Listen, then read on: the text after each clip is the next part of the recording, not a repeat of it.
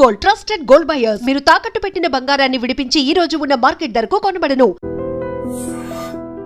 నమస్తే అమ్మా. నమస్తే అమ్మా. అమ్మా, అసలు కార్తీక పౌర్ణమి విశిష్టత ఏంటి? కార్తీక పౌర్ణమి అంటే అసలు ఈ నెలకి పేరు రావడానికి పూర్ణిమ నాడు చంద్రుడు కృత్తికా నక్షత్రాల్లో ఉండడం కారణమని చెప్పుకుంటాం. కనుక కృత్తికా నక్షత్రం యొక్క ప్రభావం, చంద్రుడి యొక్క ప్రభావం పరిపూర్ణంగా ఉండేటటువంటి రోజు కార్తీక పూర్ణిమ. కార్తీక పూర్ణిమ శరదృతువులో వస్తుంది. ఆశ్వయుజ పూర్ణిమ, కార్తీక పూర్ణిమ ఈ రెండు కూడా శరదృతువులో చాలా ప్రధానమైనవి, వెన్నెలకి ప్రాధాన్యం ఉండేటటువంటివి. కృష్ణుడు రాసలీలని నిర్వహించినటువంటిది కూడా కార్తీక పూర్ణిమ నాడే.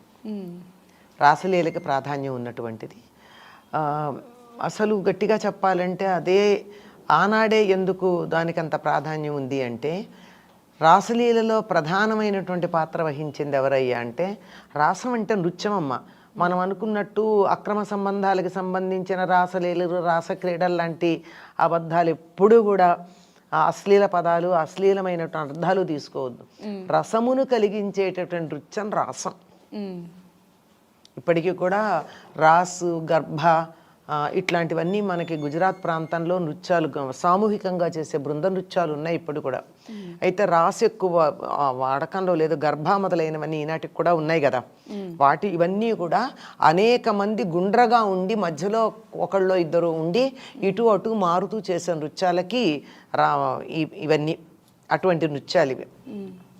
అటువంటి నృత్యంలో అత్యధికమైనటువంటి రసోత్పత్తి కలిగించేటటువంటి నృత్యం రాసం.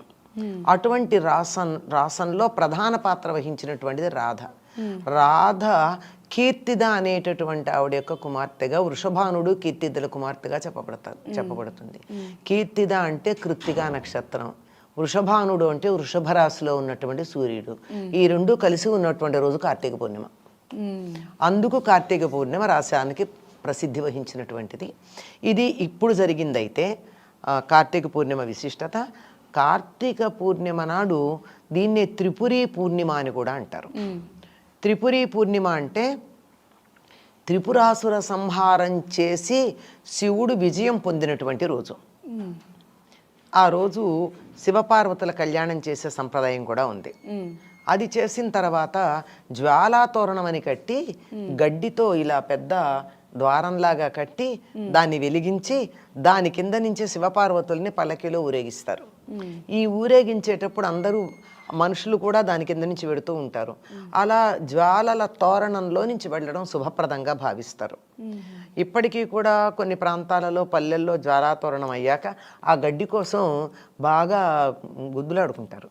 ఎందుకంటే ఆ గడ్డి తీసుకెళ్ళి వాళ్ళ ఇంట్లో పెట్టుకున్నట్టయితే జ్వాలాతోరణంలో ఉన్నది సర్వసంపదలు లభిస్తాయి అని. ఎందుకు ఇట్లా జ్వాలాతోరణం చేస్తారు అంటే, శివుడు హాలాహల భక్షణానికి బయలుదేరినప్పుడు అమ్మవారే అనుమతించింది వెళ్ళమని. బయలుదేరినప్పుడు తిరిగి విజయవంతంగా రావాలని, అలా వచ్చినట్టయితే ఇలా అగ్ని మధ్యనే ప్రవేశిస్తాను అని చెప్పి పార్వతీదేవి అగ్నిదేవుణ్ణి ప్రార్థించుకుందట. అందుకని ఆ మొక్కు తీర్చుకోవడానికి శివుడు హాలాహల భక్షణం తర్వాత విజయవంతంగా వచ్చాడని చెప్పి జ్వాలాతోరణం కింద నుంచి వెళ్ళింది అని చెప్తారు. ఇలా అనేకమైనటువంటి విశిష్టతలు కలిగినటువంటిది కార్తీక పూర్ణిమమ్మ.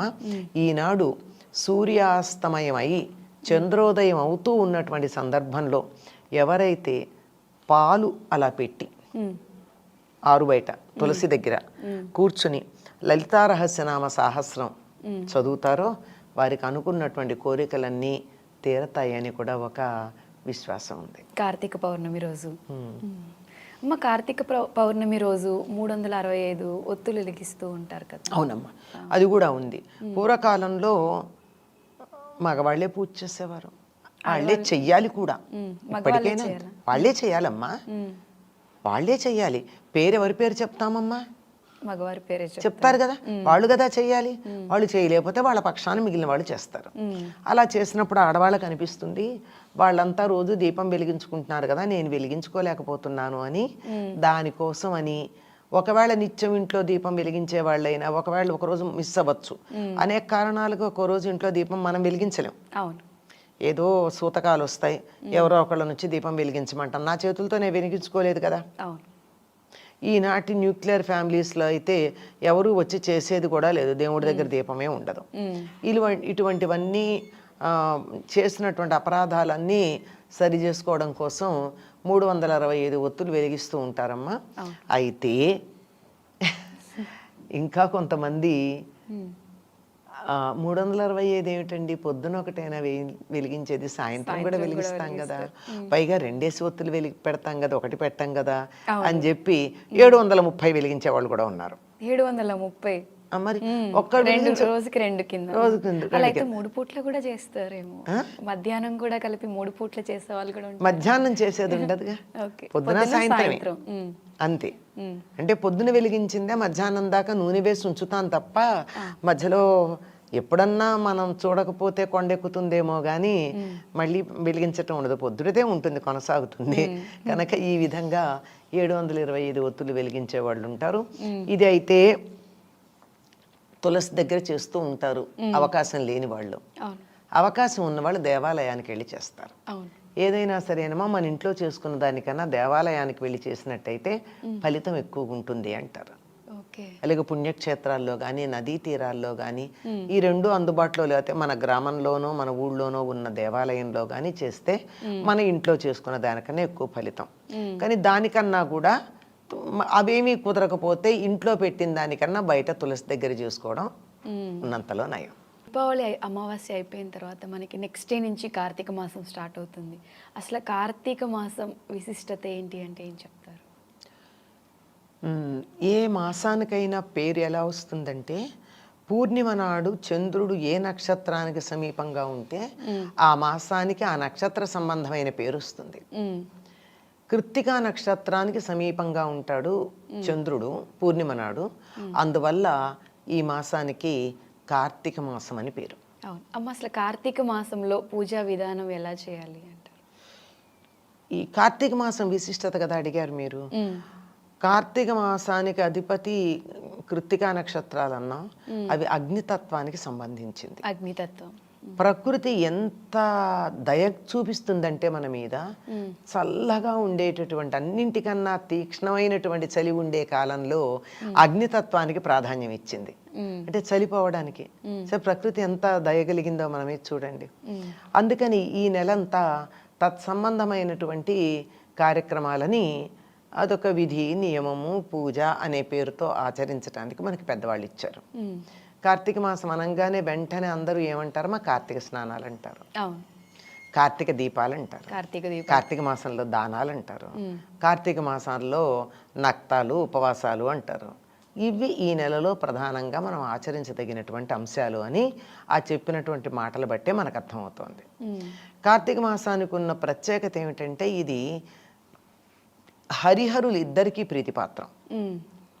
అంటే శివుడికి విష్ణువుకి ఇద్దరికి. కానీ చాలామంది ఎందుకో లోకంలో కార్తీక మాసం అనగానే అభిషేకాలు మాత్రమే గుర్తు చేసుకుంటారు, మిగిలిన మర్చిపోతారు. శివాలయాలకు మాత్రమే వెళ్ళాలనేటటువంటి ఒక భ్రమలో ఉంటూ ఉంటారు కదా. దానికి కూడా ఒక కారణం ఉంది. అలా భ్రమపడ్డానికి కూడా కారణాలు ఉన్నాయి, లేకుండా ఏం లేదు. ప్రతిదీ కూడా కార్యకారణ సంబంధంలోనే ఉంటుంది. అలా ఇద్దరికీ ప్రీతి పాత్రమైనటువంటి మాసంలో సూర్యోదయానికన్నా ముందు మనం చేసేదంతా విష్ణుమూర్తికి చెందుతుంది, సూర్యోదయం తర్వాత చేసేదంతా శివుడికి చెందుతుంది. ఇది చాలా మందికి తెలియదు అసలు. అయితే తెలియకపోయినా చేస్తారమ్మా. ఎట్లా చేస్తారంటే తెల్లవారుజామున స్నానం చేసి వచ్చి తులసి దగ్గర దీపం పెట్టి కార్తీక దామోదరుడికి నమస్కారం చేస్తారు. పైగా కార్తీక దామోదరుణ్ణి తలుచుకునే స్నానం చేస్తారు. మాకు స్నానం చేయడానికి అనుమతి ఇవ్వమని అడుగుతారు. అంటే తెలియకుండానే మనం సూర్యోదయానికన్నా ముందు విష్ణువుని తలుచుకుంటున్నాం. సూర్యోదయం తర్వాత అప్పుడు అభిషేకాదులన్నీ చేసి శివుణ్ణి తలుచుకుంటున్నాం. సాయంకాలం అయ్యేటప్పటికి తులసి దగ్గర దీపం పెట్టి లక్ష్మిని ఆరాధించి, ప్రతిరోజు సాయంత్రం పెట్టం మనం, పొద్దున పెడతారేమో కానీ సాయంకాలం పెట్టి కృత్తికా నక్షత్రాలను చూసి నమస్కారం చేసుకుంటాం. అంటే అక్కడ కృత్తికా నక్షత్రానికి అధిపతి అయినటువంటి కార్తికేయుడు అంటే కుమారస్వామికి, లక్ష్మీదేవికి, శివుడికి, విష్ణువుకి ఇంతమందికి ప్రీతిపాత్రమైనటువంటి నెల ఇది కార్తీక మాసం. అందుకని ఎక్కువ వాళ్ళకి ఇష్టమైనటువంటి పనులు కొన్ని చేయమన్నారు. ఎవరికైనా సరేనండి నాకు ఇష్టమైంది చేస్తే మీరంటే నాకు ఇష్టం కలుగుతుంది, అంతే కదా. అవును. చాలా తేలికైన పద్ధతి ఏమిటంటే ఒకళ్ళ అనుగ్రహం పొందాలి అంటే వాళ్ళకి ఇష్టమైన పని ఒకటి చేసేయండి, అయిపోతుంది. అవును. పొగట్టడం, కాళ్ళు పట్టుకోవడం, లంచాలు ఇవ్వడం కాదు చేయాల్సింది, వాళ్ళకి నచ్చినట్టుగా ఉండడం. కనుక ఈ వీళ్ళందరి అనుగ్రహం మనకు కావాలంటే వీళ్ళందరికీ నచ్చినటువంటి పద్ధతులు కొన్ని చాలా జాగ్రత్తగా ఏర్పాటు చేశారు. వాటిల్లో ప్రధానమైనవి కార్తీక స్నానాలు, కార్తీక దీపాలు, దానాలు, అభిషేకాలు, విష్ణు సహస్రనామ పారాయణలు, తులసి పూజలు, వన భోజనాలు ఇత్యాదులన్నీ అందులో ఉన్నాయమ్మా. అవును. అంటే కార్తీక మాసం మొత్తం కూడా ఒక మంచి సెలబ్రేషన్ లా చేసుకుంటారు చాలా మంది ఇష్టపడి. అవునమ్మా. పొద్దు నుంచి సాయంత్రం వరకు. అంటే పూజ నియమాలు ఇలా పర్టికులర్గా ఇలా పూజ చేయాలి అని ఏమైనా ఉంటుందమ్మా? ఉన్నాయమ్మా. వీళ్ళు ఆ నియమాల్లోనే మీరు అన్నట్టు సెలబ్రేషన్ కూడా ఉంది. అన్ని నియమాలు చాలా ఉన్నాయి. ప్రతిదీ నియమం. స్నానానికి ఒక విధి ఉంది, దీపానికి ఒక విధి ఉంది, ప్రతిదానికి ఒక ప్రత్యేకమైనటువంటి పద్ధతి ఉంది. అన్నీ కలిపి చాలా పెద్ద విశేషాలే ఉన్నాయి. ఒక స్నానం గురించే చాలా చెప్పుకోవాల్సింది కార్తీక స్నానం. అమ్మ, కార్తీక మాసంలో ఎక్కువ దానాలు చేస్తూ ఉంటారు. అంటే కార్తీక మాసంలోనే ప్రత్యేకంగా దానాలు చేయడం గురించి ఏమైనా ఉందా? ఇది ఇంతమంది కార్తీక మాసం ఇంతమంది దేవతామూర్తులకి ప్రీతిపాత్రమైంది గనక అందరి అనుగ్రహం ఒకేసారి పొందొచ్చు అనేటటువంటి ఉద్దేశంతో దానాలు చేస్తారమ్మా. వీటిల్లో ప్రత్యేకంగా ఒక్కొక్క దానానికి ఒక్కొక్క ఫలితం ఉంటుందని కూడా మన కార్తీక పురాణంలో చెప్పబడింది. కార్తీక పురాణం అంటే ప్రత్యేకంగా మనకి భాగవతం లాగాను, లేకపోతే పద్మపురాణము, బ్రహ్మవైవర్త పురాణం లాగా వేరే పురాణం కాదు. స్కాంద పురాణంలో కార్తీక మాసం యొక్క గొప్పతనాన్ని గురించి చెప్పిందంతా ఒకటి కార్తీక పురాణం. పద్మపురాణంలో కార్తీక మాసం గొప్పతనం అంతా చెప్పింది అదొక కార్తీక పురాణం. రెండూ ఉన్నాయి. చిత్రం ఏమిటంటే స్కాంద పురాణంలో ఈ కార్తీక మాసం యొక్క విశిష్టత చెప్పిందంతా కూడా విష్ణుమూర్తి యొక్క గొప్పతనాన్ని గురించి చెప్పింది ఉంటుంది. విష్ణు పూజ తత్సంబంధం. అదే పద్మపురాణంలో చెప్పిందంతా శివుడి యొక్క ప్రాధాన్యం ఉంటుంది. ఇది ఎవరెవరికి చెప్పారు? కృష్ణుడు సాక్షాత్తు సత్యభామాదేవికి చెప్పాడు. కృష్ణుడు చెప్పినటువంటి కార్తీక మహాత్మ్యం అంతా శివ సంబంధం. స్కాంద పురాణంలో చెప్పిందంతా కూడా విష్ణు సంబంధంగా ఉంటాయి.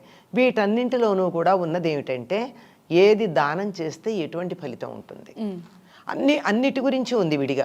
స్నానం యొక్క ఫలితం ఏమిటి, ఉపవాసం యొక్క ఫలితం ఏమిటి, అలా చెప్పిన దాంట్లో వాళ్ళు చెప్పేటటువంటివి ఏమిటంటే అన్నదానం చాలా ప్రధానమైంది. అన్నదానాన్ని మించిన దానం లోకంలో లేదు.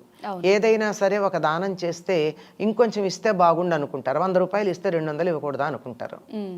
కానీ అన్నం మాత్రం ఎంత పెట్టామన్నా చాలంటారు ఒక క్షణాన. కనుక తీసుకున్నటువంటి వారికి తృప్తిని కలిగించే దానాల్లో ప్రధానమైంది, ప్రాణాన్ని నిలబెట్టేటటువంటిది. మరేదైనా ఒక కార్యక్రమం చేయాలంటే మూలాధారమైనటువంటి శరీరానికి శక్తినిచ్చేటటువంటిది అన్నదానం చాలా ప్రధానం. అన్నదానం, వస్త్రదానం, హిరణ్యదానం అంటే బంగారం దానం, రౌప్యదానం అంటే వెండిని దానం చేయడం. అలాగే సాలగ్రామం గురించి చెప్పాక, సాలగ్రామం దానం అంటే ఒక సాలగ్రామం తెచ్చి అక్కడ ఇచ్చేస్తే సాలగ్రామ దానం అయిపోదమ్మా. ఆ సాలగ్రామానికి పూజ చేయడానికి దరిదాపుల్లో కనీసం ఒక సంవత్సరానికి ఎంత అవుతుందో అంత దాంతో పాటు ఇవ్వాలి. దానికి నిత్యం అభిషేకం చేయడానికి, నివేదన చేయడానికి అయ్యే ఖర్చన్నా ఇవ్వందే ఉట్టినే ఒకటి ఇచ్చేస్తే అయిపోతుంది. అందుకే దానంతో పాటు దక్షిణ ఇవ్వాలంటారు. అలాగే గోదానం, ఇవన్నీ ఎట్లా ఉన్నా ఇంకోటి ప్రధానం కన్యాదానం. కన్యాదానం అమ్మాయికి ఎవరికన్నా పెళ్లి చేస్తే కన్యాదానం చేస్తే చాలా గొప్ప ఫలితం ఉంటుంది అంటారు. దీనికి సంబంధించిన కథలు కూడా ఉన్నాయి. అలా చేసి తమకున్నటువంటి దీనస్థితి నుండి ఉద్ధరించబడ్డవాళ్ళు, నాకు ఆడపిల్లలు లేరండి, నాకు కన్యాదానం చేయడానికి అవకాశం లేదు, ఎవరైనా బీద వాళ్ళు ఉంటే వాళ్ళ అమ్మాయి పెళ్లి చేయండి. అంత పెళ్లి చేసే శక్తి సామర్థ్యాలు లేవు, నాకు ఆర్థిక స్తోమత అంత లేదు, కానీ చెయ్యాలని ఉంది, చెయ్యలేను.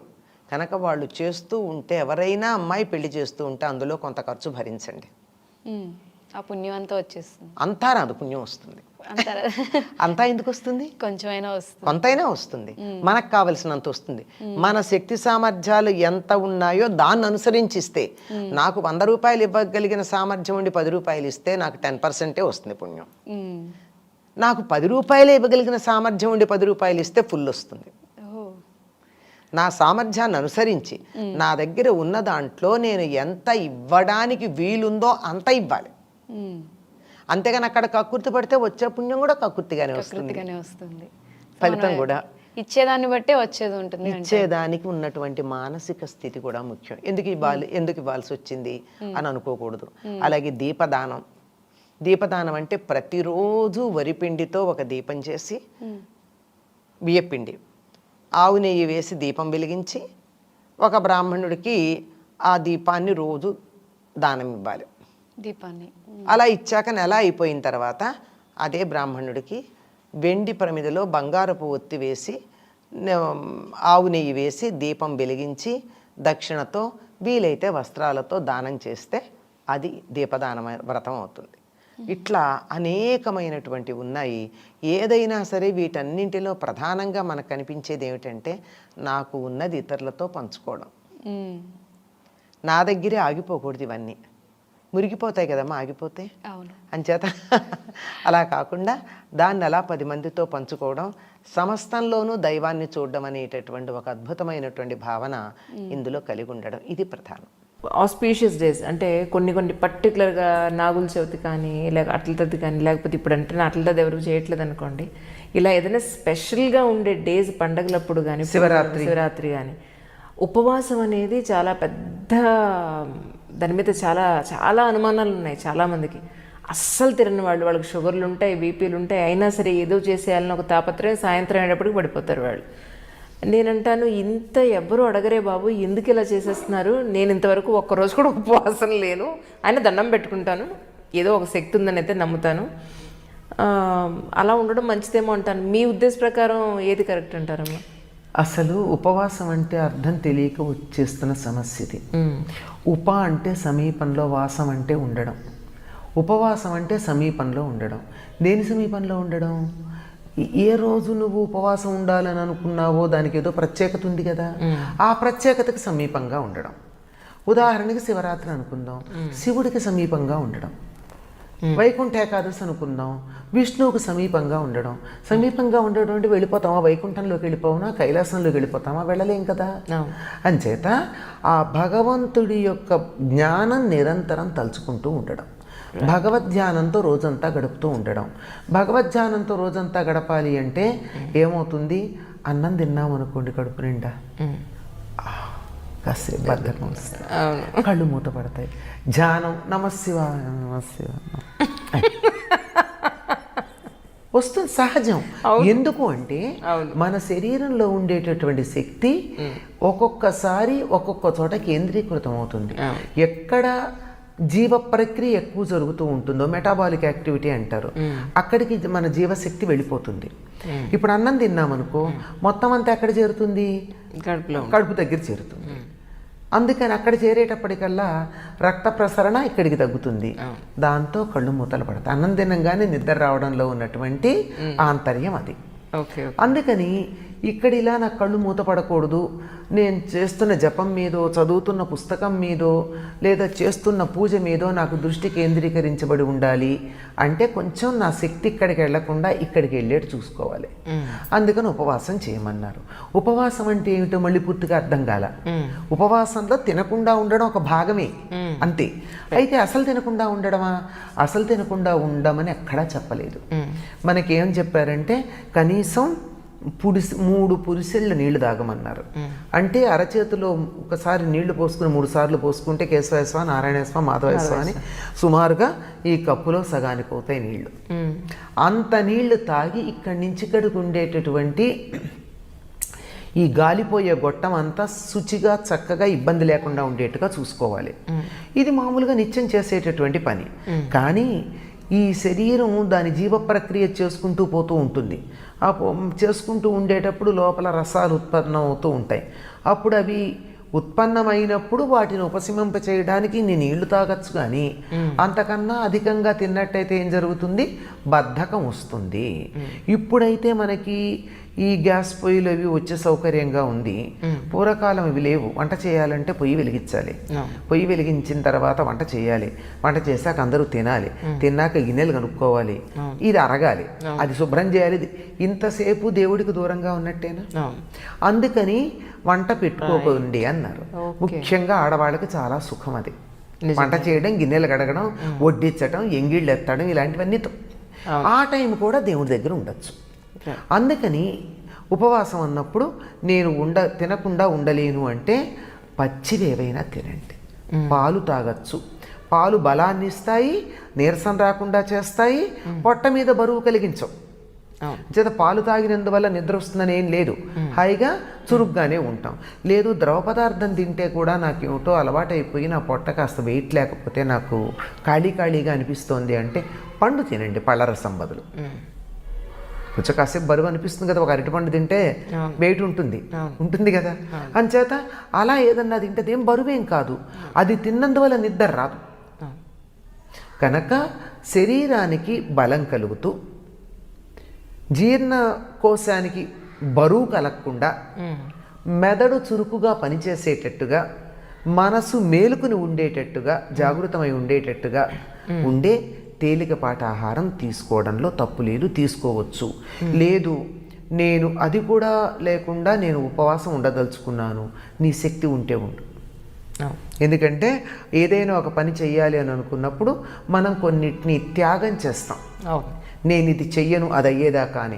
ఆ రకమైనటువంటి ఒక పట్టు, ఒక త్యాగ బుద్ధితో నేను ఇవాళ అన్నం తినను, లేదు నేను ఇవాళ అసలు ఏమీ ఘనపదార్థం తినను అనే నియమం ఉందనుకోండి, ఉండొచ్చు. ఉండగలిగితే అది కూడా మళ్ళీ ఉండగలిగితే ఉండొచ్చు.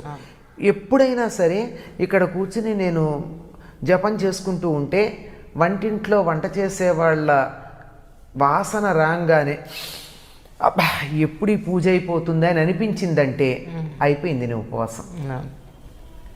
అస్సలు దృష్టి అట్లా వెళ్ళకూడదు. మొదట్లో కొంచెం కష్టమే కానీ రాను ఇవాళ ఉపవాసం ఉంటాను అని అనుకున్నప్పుడు అసలు ఆహారం మీదకి మనసు పోదండి. ఆ స్థితి రావాలి. ఆ స్థితి వచ్చినప్పుడు వెళ్ళక ఆహారం తినకుండా ఉంటే పర్వాలేదు, కానీ మనసుతో 100 సార్లు తింటూ నాలికతో తింటుపోదు. అవును, దానివల్ల ఎక్కువ ప్రయోజనం ఉండదు. ఎక్కువ సార్లు దాన్నే తలుచుకుంటూ శివ అనకుండా అన్నం అంటూ తలుచుకుంటూ కూర్చుంటే అది ఉపవాసం కదా, లంఘనం అన్నారు దాన్ని. అజీర్ణం చేస్తే ఖాళీ కడుపుతో ఉండమని చెప్పి లంకణం పెట్టినట్టు. తర్వాత ఈ ఉపవాసాలు చేయడంలో కూడా పద్ధతులు ఉన్నాయి. ఇది కార్తీక మాసంలో మనకి చాలా బాగా చెప్తారు. నక్తాలు, అర్ధనక్తాలు అట్లా. అంటే పగలల్లా ఉపవాసం ఉండి రాత్రికి భోజనం చేయడం నక్తం. నక్షత్రాలు నక్తం అంటే రాత్రి, చీకటి పడ్డాక నక్షత్రం కనపడ్డాక భోజనం చేయడం. అర్ధనక్తం అంటే మధ్యాహ్నం 3 ఆ ప్రాంతాలు భోజనం చేయడం, పొద్దున్న నుంచి ఏమీ తినకుండా ఉండి. కార్తీక మాసం అంతా అట్లా ఉంటారు. మళ్ళీ 1 రోజు 2 రోజులని కాదు, అంటే భోజనం అయితే చేస్తారు. ఇలా ఒక నియమం. ఇలా కాకుండా కొంతమంది మేము అట్లా ఉండలేమండి, మేము ఉద్యోగ ధర్మం పొద్దున వెళ్ళిపోవాలి అంటే పొద్దున భోజనం చేసి రాత్రి మానేస్తారు. ఇట్లా ఏదో ఒక నియమం పాటించడంలో తప్పు లేదు. ఆ నియమం పాటించాలి. అంతేగాని శరీర ధర్మాన్ని మాత్రం ఎప్పుడూ విస్మరించకూడదు.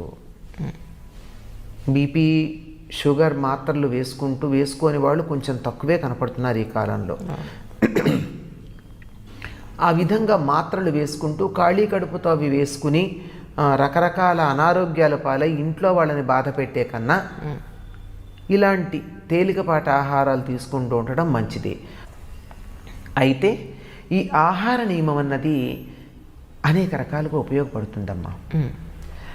క్రిస్టియన్స్ కూడా లెంట్ పీరియడ్లో 40 రోజులు ఒక నియమం పాటిస్తారు. ఏదో ఒకటి, నేను ఈ నెలంతా తీపి పదార్థాలు తినను, నెల కాదు 40 రోజులు.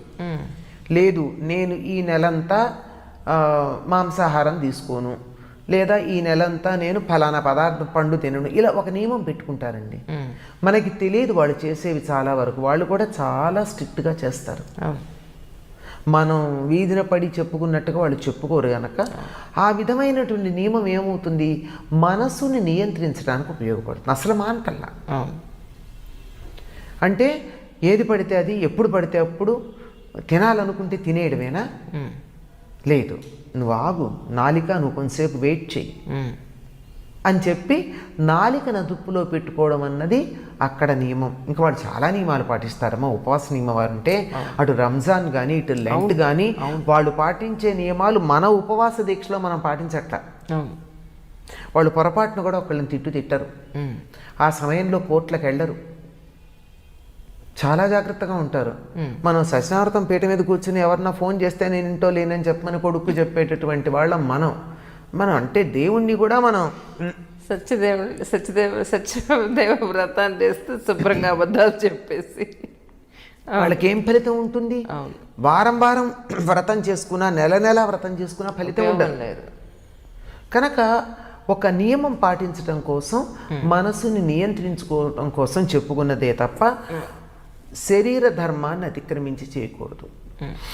పైగా ఉపవాసాల గురించి చెప్పింది పసిపిల్లలు, మరీ వృద్ధులు, బాలింతలు, గర్భవతులు, అనారోగ్యం చేసి కోలుకుంటున్నటువంటి వారు, పొలానికి కానీ ఇంకో పనికి కానీ వెళ్ళి కాయ కష్టం చేసి బతకాల్సినటువంటి వాళ్ళు, అటువంటి వాళ్ళు ఉపవాసం చెయ్యొద్దు అని చెప్పింది శాస్త్రం. చూడండి, ఇది మర్చిపోయాం మనం. ఏదో ఒకదాన్నే పట్టుకుంటారు మన వాళ్ళు. అది తర్వాత ఇలాంటి కటిక ఉపవాసాలు చాలా దోషమని కూడా చెప్పింది. నిర్జల ఉపవాసం ఒక్క సంవత్సరంలో ఒక్కసారి మాత్రమే చేస్తారు. ప్రతిసారి నేను ఉపవాసం ఉన్నాను గనక నీళ్లు తాగను, భూమి మింగను, ఇదంతా కొంచెం కఠినమైనటువంటి పద్ధతి, కొంచెం తమోగుణ ప్రకోపాన్ని కలిగించేటటువంటిది. మరి రాక్షసులు కూడా తపస్సు చేశారు, ఋషులు చేశారు, దేవతలు చేశారు. రాక్షసుల తపస్సు ఎట్లాంటిది, మునుల తపస్సు ఎట్లాంటిది చూస్తే మనకు అర్థం అవుతుంది. కనుక ఉపవాసాలు కూడా మన రాక్షసులు చేసినట్టు కాక మనుషులు చేసినట్టు చేద్దాం. శరీర ధర్మాన్ని అనుసరించి శరీరం చెప్పినట్టుగా వింటూ రేపొద్దున మనం ఇంకోళ్ళ మీద ఆధారపడాల్సిన పరిస్థితి రాకుండా ఉండేటట్టు, ఒకళ్ళు మనని తిట్టుకోకుండా ఉండేటట్టు నియమం పాటిస్తే చాలండి. ఉపవాసం, నేను ఇవాళ భోజనం చేయట్లేదు ఉపవాసం ఉన్నాను గనక అని చెప్పి వంటిల్లు కడుక్కోవడమో, పుస్తకాలు సర్దుకోవడమో, పెట్టెలు సర్దుకోవడమో, ఇంకో చోటకి వెళ్ళడమో, షాపింగ్ చేయడమో చేస్తే అది ఉపవాసం అవుతుంది, లంఘనం అవుతుంది. కనుక ఎంతసేపు ఉపవాసం అనుకుంటారో అంతసేపు దైవధ్యానం చేస్తే ఉపవాసం, లేకపోతే కాదు. దీపావళి అయిపోయిన 4వ రోజు మనం నాగుల చవితి జరుపుకుంటూ ఉంటాం. అసలు నాగుల చవితి విశిష్టత ఏంటి? పేర్లోనే ఉంది కదమ్మా, నాగుల చవితి. నాగ చతుర్థి అని కూడా అంటాము. ఈనాడు సర్పాలను ఆరాధిస్తాం. సర్పాలను మన సంప్రదాయంలో సమస్తంలోనూ దైవం ఉన్నాడు గనక అన్ని రూపాల్లో ఉన్న దైవాన్ని ఆరాధిస్తాం మనం. పాముల రూపంలో ఉన్న దైవాన్ని ఆరాధించేటటువంటి పద్ధతి మనకి నాగుల చవితి నాడు కనపడుతుంది. అవును. ఇప్పుడు అన్ని రూపాల్లో ఉన్నప్పుడు పాములు కూడా. ఎందుకు పాముల్ని ప్రత్యేకంగా చెప్పడం ఏమిటంటే, అవి విష జంతువులు గనక వాటిని చూడగానే చంపేద్దాం అనిపిస్తుంది. అవును. అందువల్ల వాటి పట్ల కూడా సద్భావం కలిగి ఉండాలి. ఇది నేను చెప్పేది సాంఘికమైనటువంటి దృష్టితో చెప్తున్నాను నేను, అసలు విషయం చెప్పట్ల. సాంఘికమైనటువంటి లౌకికమైనటువంటి దృష్టితో కనుక చూసినట్టయితే ఈ నాగుల చవితి ద్వారా పిల్లలకి పాములంటే ద్వేషం పోయేటట్టుగా చేయడం. అందులో పాముల గురించి పుట్టలో పాలు పూసాక చెప్పే మాట ఒకటి ఉంది, పగలనక రేయనక నావారలు వచ్చేరు, పడగ తొక్కితే పారిపో, తోక తొక్కితే తొలగిపో, నడుము తొక్కితే నావాళ్ళనుకో, మమ్మల్ని కరుణ చూడు అని పాడతారు. అంటే రాత్రిపూట పొలాల్లోకి వెళ్ళి పనులు చేస్తూ ఉంటే అనుకోకుండా కాలు పాము తల మీద పడింది అనుకోండి, అయ్యో పక్కకి వీళ్ళు తెలియకుండా చేశారని ఓ సర్పదేవత పక్కకి వెళ్ళిపోమంట అలా ప్రార్థించటం అనమాట. ఇట్లా వాటితో మనకి ఒక రకమైనటువంటి అభిమానాన్ని పెంచుకోవడం, ప్రేమని పెంచుకోవడం. ప్రేమకి లొంగినట్టుగా జంతువులు కానీ మనుషులు కానీ ఇంకా దేనికి లొంగరమ్మా. అంచేత అలా పెంచుకోవడం అది. ఇది ఒకటైతే పర్యావరణ స్పృహ ఒకటి ఉంది ఇందులో. పర్యావరణ స్పృహ ఏమిటంటే, పాములు ఉంటే యాంటీ రోడెంట్స్ అవి, అంటే ఎలుకల బాధ లేకుండా చేస్తాయి. అవును. కనుక పొలాలలో ఎలుకలు పంటని కొట్టేయకుండా ఉండాలి అంటే పాములు ఉండాలి. మనం కనపడ్డ పామునల్లా చంపుకుంటూ పోతే మళ్ళీ ఎలుకల బాధ కోసం మళ్ళీ చాలా కష్టపడాల్సి ఉంటాం. అందువల్ల అది ఒక విషయం. మరి ఇప్పుడే ఎందుకు చేస్తారు అని కూడా అడగచ్చు. ఇప్పుడు పొలాలన్నీ, వరి పొలాలన్నీ కూడా కోతలు కోసేసి ఖాళీ అయిపోతాయి. ఆ పాములు ఉండడానికి ఒక గూడు లాంటిది ఏముండదు, ఆచ్ఛాదనలాగా బయటపడిపోతూ ఉంటాయి, దాక్కునే అవకాశం లేదు. కనుక అవన్నీ గ్రామాల్లోకి వచ్చేసేటటువంటి కాలం. అందువల్ల వాటిని ఆదరించి వెనక్కి పంపించేటటువంటి పద్ధతి. మంచి జాతి పాములు కనుక అయినట్టయితే వాటిని మనం ఏం చేయకపోతే అవి కూడా తలంచుకుని వెళ్ళిపోతాయి. పాముల లక్షణం అది. అవి చెడ్డవైతేనే, అంటే నాగజాతి అయితే ఏం చెయ్యవు. ఈ కట్లపాములు కూడా అనం, వాటిని కట్లపురుగు అంటాం. అంటే పాము కాదన్నట్టు పురుగు జాతి అది. పురుగు జాతి అంత అలాంటివి ఏవైతే బురద కొయ్యలు చాలా ఉంటాయి కదమ్మా. ఇలాంటివన్నీ వాటికి ఇలాంటి నీతి లేదు. కానీ మంచి జాతికి చెందినటువంటి సర్పాలు అయితే మనం ఏం చేయకపోతే అవి తలంచుకుని వెళ్ళిపోతాయి. పైగా అవి ఎప్పుడైతే మనం చేతులు జోడిస్తామో ఈ చెయ్యి కూడా దాని పడగలా ఉంది గనక అది చూసుకుని వెళ్ళిపోతుంది. అందుకని కనుక ఇది పర్యావరణ స్పృహకి సంబంధించింది. అసలు మనం పర్యావరణ స్పృహతో ఈ విషయం చెప్పకుండా పాలు పోయడం ఏంటి, పూజ చేయడం ఏమిటి? అవును, అసలు పూజా విధానం కానివ్వండి, ఎలా ఆరాధించాలి, ఎందుకు వెంటనే సందేహం వస్తుంది కదా. నాగుల చవితి నాడు ఈ పూజ చేయదలుచుకున్నటువంటి వాళ్ళు వండిన పదార్థం తినరు, కత్తితో కొయ్యరు. ఏ అరటి పండన్నా తినాలంటే కత్తి లేకుండా, ఏ జామ పండు తినాలన్నా కత్తి లేకుండా తింటారు. ఆ రోజు తినేవన్నీ మెత్తని పదార్థాలే ఉంటే గట్టి పదార్థాలు తినరు. జామ కాయ కూడా తినరు, జామ పండు మాత్రమే తింటారు. కాయ గట్టిగా కొరకాలి కదా. అలా ఇలా మెత్తగా ఉండేటటువంటి పదార్థాలు, వండని పదార్థాలు. పొయ్యి కూడా వెలిగించేవాళ్ళు కాదు పూర్వకాలంలో. పొయ్యి కూడా వెలిగించకుండా ఇంటిలిపాది అలాగే ఉండేవారు. పాలు కూడా పచ్చిపాలే. నాగులకి ఏం నైవేద్యం పెడతామంటే నాగుల చవితి నాడు పచ్చి ఆవు పాలు, తర్వాత చలిమిడి, అంటే అప్పటికప్పుడు తయారు చేసిన తడి బియ్య పిండితో చేసిన బెల్లం కలిపి చేసింది, వండింది కాదు. చలిమిడి, తర్వాత చిమ్మిలి, వడపప్పు, పానకం, అరటిపండు. సీతాఫలాలు దొరికితే సీతాఫలాలు మెత్తగా ఉంటాయి. ఇలాంటివి నివేదన చేసి ఆ రోజు నాగుల చవితి పూజ చేసుకున్నటువంటి వారు పూర్తిగా ఉపవాసం ఉంటారు. ఇవే తింటారు, ఇంకేం తినరు. ఇవి మాత్రమే తిని ఉంటారు.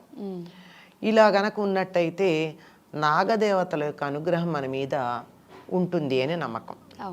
నాగదేవతల అనుగ్రహం మన మీద ఎందుకు ఉండాలి అంటే సర్పాలకి సంబంధించి సర్పారాధన చేసినట్టయితే కన్ను, చెవి ఈ రెండింటి యొక్క ఆరోగ్యం మెరుగుపడుతుందని చెప్తారు. అవును, అంటూ ఉంటారు చిన్నప్పుడు అమ్మమ్మ వాళ్ళు చెప్తూ ఉంటారు. కళ్ళు కనపడకపోతే ఏదో సర్పదోషం ఉంది, పాలు పోస్తామని పుట్టలో పాలు పోస్తామని మొక్కుకోండి. అలాగే చెవుడు సరిగ్గా వినపడక పోటు వచ్చినా కానీ పుట్టలో పాలు పోస్తామని మొక్కుకోండి అంటారు. అవును, ఈ రెండు కూడా సర్పాలకి, మన శరీరంలో ఉండే ఈ రెండు ఇంద్రియాలకి సర్పాలు అధిదేవతగా ఉంటాయి గనక వాటిని ఆరాధించటం చేస్తాం. వాటిని ఆరాధించటం అంటే మనం రాతి విగ్రహాలను ఆరాధించేప్పుడు పూలేస్తాం, పళ్ళేస్తాం, పసుపు కుంకాలు వేస్తాం, ఇవన్నీ చేస్తాం. కానీ అది అట్లా చేయడానికి లేదు. వాటి మీద పసుపు కుంకాలు వేస్తే వాటి కళ్ళల్లో పడుతుంది, అవి వెయ్యరు. దూరంగా పుట్టకి వెయ్యాలి తప్ప పాములకు వేయకూడదు, లోపల వేయకూడదు. వేస్తే వాటికి హాని కలుగుతుంది. కానీ చాలా మంది సంప్రదాయ కుటుంబాల్లో ఉన్నటువంటి వాళ్ళు పుట్టకి వెళ్ళి దండం పెట్టుకుంటారు కానీ అక్కడ పాలు పోయరు, ఇంట్లో పోసుకుంటారు. ఇంట్లో గద్దెనాగుడు అని చెప్పి బియ్య పిండితో 2 పాముల్ని చేసి ఒకటి పెద్దది ఒకటి చిన్నది పక్క పక్కన పెట్టి ఇలా చుట్టే ఉన్నట్టుగా పెట్టి వాటికి పాలు పోసి పూజ చేస్తారు తప్ప పుట్టలో పోయరు. అంటే వాటికి హాని కలుగుతుందని కాదు, వాటి మీద ఇంతమంది పోస్తే ఏం చేస్తాయండి పాలు అవి? అవును, ఇంతమంది పోస్తే గుడ్లు కూడా వేసేస్తూ ఉంటారు చాలా మంది. చాలా అంటే పాము గుడ్డు తింటుంది, అందులో అనుమానం ఏం లేదు. అంత మాత్రాన పాములకి గుడ్లు వేసేస్తామా? అట్లా మరి వేయకూడదు అని పెద్దవాళ్ళు చెప్తారు. మా కుటుంబాల్లో మేమెవరం పుట్టకెళ్ళి పాలు పోయలేం. పుట్టకెళ్ళిపోయారు. ఇక్కడే ఒక సుబ్రహ్మణ్య స్వామి సర్పమే సుబ్రహ్మణ్య స్వామిగా, ఆయన రూపమే అలా ఉంటుంది కదా సుబ్రహ్మణ్య స్వామిది. ఆయన ఆరాధించిన ఇంట్లోనే చేసుకుంటాం, పుట్టదాకా వెళ్ళక్కర్లేదు. ఆయన యొక్క వ్యక్త రూపం అక్కడ ఉంది, అంత మాత్రాన అక్కడికి వెళ్ళడం అనేది కొంచెం ఇబ్బందికరమైన అనిపిస్తూ ఉంటుంది అనమాట. ఇంట్లోనే చేసుకునే పద్ధతి ఉంది. ఇది చేయడం వల్ల సంతానానికి మంచి ఆరోగ్యం ఉంటుందని, లేని వాళ్ళకి సంతానం కలుగుతుందని ఒక విశ్వాసం ఉంది. ఈ కన్ను చెవితో పాటుగా సంతానం కూడా, ఎవరికన్నా పిల్లలు పుట్టకపోతే ఏమంటారండి, నాగదోషం ఉన్నట్టుంది అంటారు. నాగదోషానికిను పిల్లలు పుట్టడానికి సంబంధం ఏమిటి? చిన్న క్వశ్చన్ మార్కే మనకి. కానీ మన శరీరంలో సంతానోత్పత్తికి కారణమైనటువంటి స్పర్మ్స్ చిన్న పాము పిల్లల్లా ఉంటాయి. వాటిని ఆరాధించాలి అంటే వాటిని తీసుకొచ్చి అక్కడ పూజలు చేస్తాం. వాటికి అధిదేవత అయినటువంటి సర్పాన్ని ఆరాధిస్తాం. అప్పుడు అలా గనక చేసినట్టయితే సంతానం కలుగుతుంది అని. దానితో పాటుగా ఈ నాగుల చవితి నాడు తీసుకునే ఆహారం ఏదైతే ఉందో అది సంతానోత్పత్తికి ఇబ్బంది కలిగించే అనారోగ్య లక్షణాలు శరీరంలో ఏవైతే ఉన్నాయో వాటిని తొలగిస్తాయి ఆరోగ్య దృష్ట్యా. మనకి మీరు ఎప్పుడన్నా వినుంటారు, అమ్మాయికి పుట్టింటికి వచ్చి పెడుతూ ఉంటే చలిమిడి పెడతారు. ఎందుకంటే ఏం చెప్తారమ్మా? కడుపు చలవ అంటారు. కడుపు చలవ అంటే ఏంటి? కడుపు అంటే డైజెస్టివ్ సిస్టమ్ కాదు, గర్భం. అమ్మాయి కడుపుతో ఉందంటే అర్థం ఏంటి? అందరికీ ఉంది కడుపు, ఆడా మగాన సంబంధం లేకుండా. ఇక్కడ అమ్మాయి కడుపుతో ఉందంటే అర్థం ఏమిటి? గర్భవతి అని. కడుపు చలవ అంటే గర్భానికి చలవ, అంటే పిల్లలకి చలవ, అంటే ఆ చలిమిడిలో ఆ లక్షణం ఉంది. అంతేకాకుండా ఇబ్బంది కలగడానికి కారణమైనటువంటి పోవడానికి చిమ్మిలి చాలా సహకరిస్తుంది. బెల్లము, నువ్వులు తెలుసు కదమ్మా. అమ్మాయి మొదటిసారి మెచ్యూర్ అయినప్పుడు చిమ్మిరే పెడతాం. ఎందుకంటే ఆ రిప్రొడక్టివ్ ఆర్గాన్స్ ఏవైతే ఉన్నాయో అవన్నీ క్లీన్ అవ్వడానికి.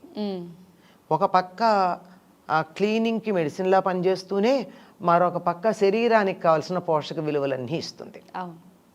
అందువల్ల ఆ రోజు తప్పనిసరిగా తినేది చిమ్మిలి, చలిమిడి, ఇంకా చలదనం కలిగించడానికి పెసరపప్పు, పడపప్పు, పానకం, ఇవే తీసుకుని ఉండడం. ఇలా ప్రతిదానికి ఇంకా లోతుగా, ఉరికే నేను సూచనాప్రాయంగా కొన్ని విషయాలు చెప్పాను. ఇవి ఇంకా లోతుగా గనక మనం ఆలోచించుకున్నట్టయితే వీటిల్లో ఉన్న అంతరార్థం తెలుస్తుందమ్మా. ఇన్ని అందరికీ అవసరం లేదు, నాకు ఫలితం కావాలి. మందు వేసుకునేటప్పుడు మందు యొక్క కాంపోజిషన్ నాకెందుకమ్మా, డాక్టర్ ఇస్తే వేసేసుకుంటే అయిపోతుంది. అంచేత మాకు డీటెయిల్స్ వద్దు అన్న వాళ్ళకి మీరు ఇట్లా చెయ్యండి అని చెప్తారు. తెలుసుకోవాలనుకున్న వాళ్ళు తెలుసుకోవచ్చు. నాగుల చవితి గురించి చాలా చక్కగా వివరించారమ్మా. Thank you so much. ధన్యవాదాలు.